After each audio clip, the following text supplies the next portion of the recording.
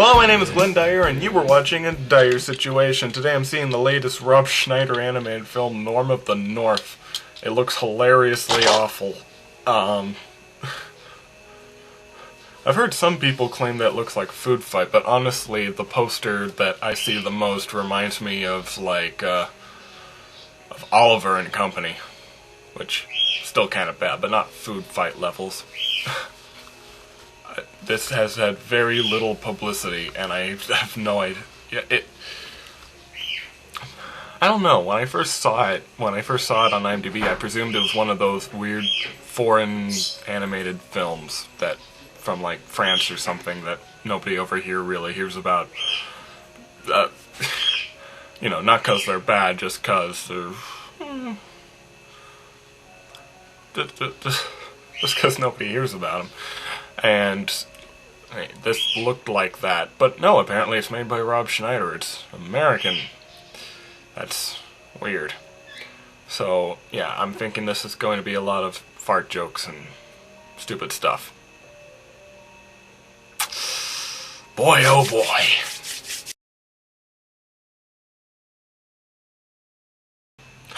Well, it's not Food Fight. For one thing, the animation's better. This looks more on par with Fanboy and Chum Chum. I didn't think that was a compliment, but I guess in comparison to Food Fight it is. I can definitely see how you might make that connection, though, because this movie is very awkward. It's not nearly as boring as Food Fight is, but this movie's very strange and has weird choices. Bear in mind, before I went in there, I actually predicted what the story would be like.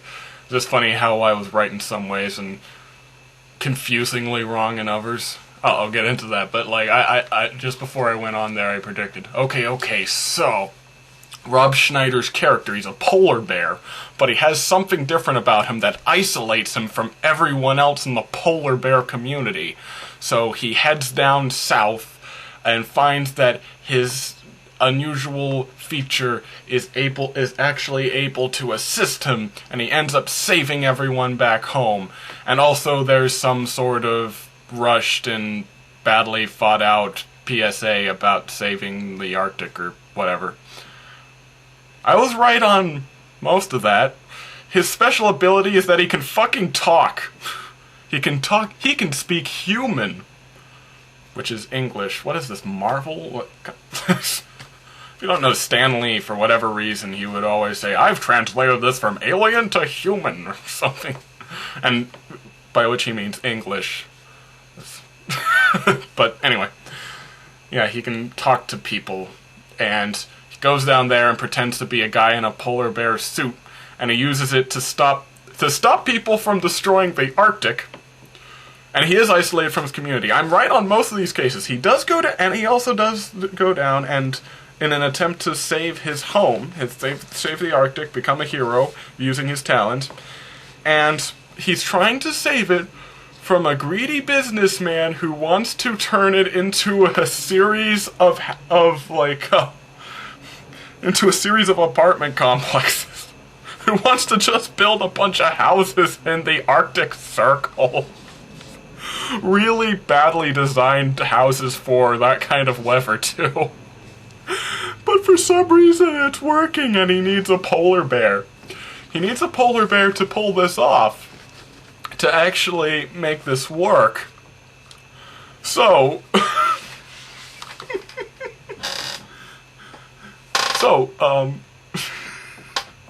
okay, Rob Schneider's character, he gets the advice of, like, a gifted young girl who's, like, actually going to, like, a smart person's class or whatever.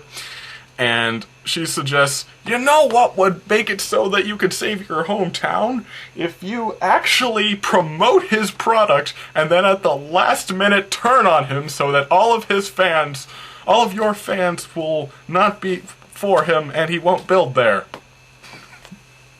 The best part about this is that the entire movie, the only reason that the humans have for not wanting to build anything there is because the Arctic, it looks so beautiful. Not the fact that in one scene somebody's literally walking around and fucking chasms sprout out of nowhere. Not that. Not the fact that people will die. Just that makes the it's making things look bad. It's not even the environment. It's just we don't want this place crowded like Miami or something. It's the stupidest thing I ever heard.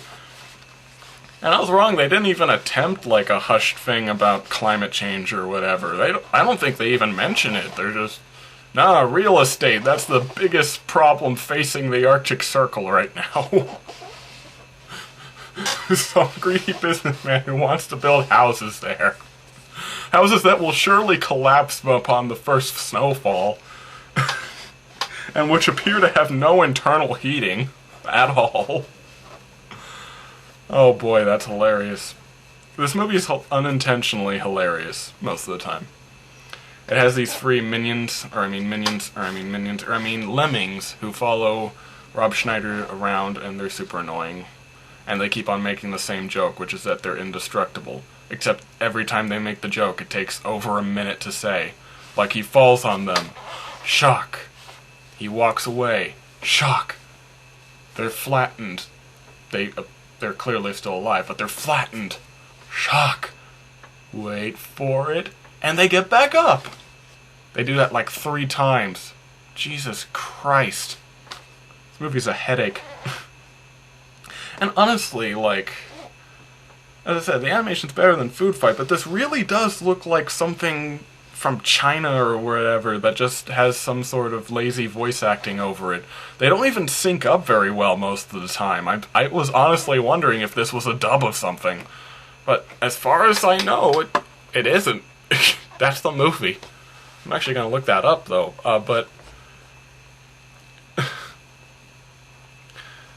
Yeah, and also another thing that makes it seem like a foreign film, or at least a straight-to-DVD thing you find in the supermarket, is just how absurd its premise is, and just how out of touch with reality it also is.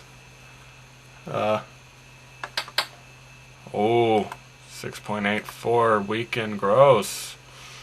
That's there's only like 10 people in there, and 1 kid. And this is at prime time too. I was worried. I saw this movie kind of later, which breaks my rule of seeing it before school gets out. But then I realized, well, seeing it later would cut off some free time for my schedule. And also, this is Norm of the North. Who's gonna be watching it? And I was right, there was only 1 kid who occasionally laughed at the numerous fart jokes. I called that one. I called that one tenfold. I know you guys might have thought Alvin and the Chipmunks is bad, but there's a reason I didn't think it was too gratuitous with its poopy and fart jokes. It's for movies like this. Anyway, details. Oh.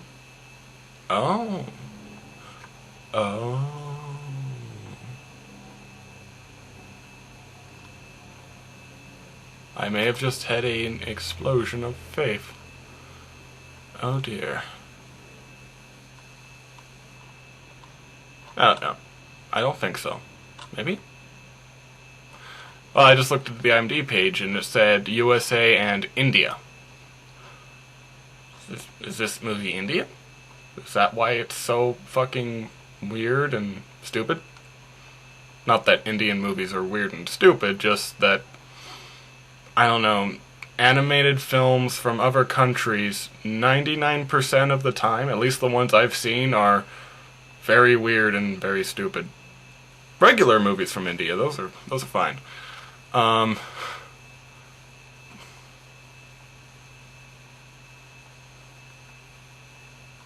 User review. This movie is awful. That describes it. No, it's not. It can't be Indian. It says its language is English. Yeah, that throws that out the scale there. It must have just been the country that animated it, or something. Although it was originally released in Bosnia. Cool. And also Kuwait. And Canada! But, what am I even talking about? This movie sucks. It's Rob Schneider as an animated polar bear. What do you expect? Kung Fu Panda? Maybe this was meant to cash in on this. Honestly, this feels like some sort of direct-to-DVD thing that most people would never hear about. So, yeah, I just don't understand this at all. I don't know, I just kind of laugh at the absurdity of it, though. Oh, yeah, they're they also didn't try to bust the evil, maniacal businessman, which, by the way, you know, like, yeah, don't worry, it's not our fault that the Arctic is dying, it's one rich, greedy businessman. He's not me. I'm fine. God, I hate movies like this. But anyways, oh boy. What was I saying? What was I on about? But anyway, yeah, nobody tried to get the rich, greedy businessman. The fact that he had a polar bear in a cage in his basement locked up for several years. They didn't try to get him on that. Like his grandpa, who could also inexplicably talk to people for some reason. And this isn't just a thing that animals can talk, it's just like very specific animals can talk. Very specific.